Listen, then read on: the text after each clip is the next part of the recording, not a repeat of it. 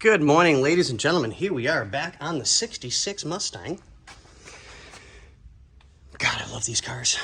We have more parts came in.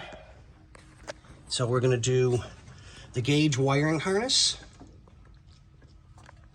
Get that taken care of, follow it all back, all the way up to starter for here and here.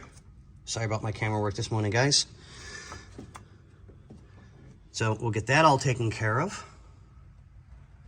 Follow that along, get that plugged in. And we also are gonna do the drive shaft, U-joints, empty the diff, and fill it. So here's our drive shaft. Get that taken care of, get the U-joints in it so that we're good and taken care of. So that should keep me occupied for, well, if the energy level stays where it's at, give me 5 more minutes, it'll all be done. No, kidding. I wish I could. But no, we'll get that all taken care of for the customer, get that done. And then the boss is going to come in and make the new transmission cross member mount, because things are a little bit different now that there's new transmission, new motor and same transmission, if I remember correctly. I don't know. I just work on them. They don't tell me anything anymore. I'm just here to look pretty.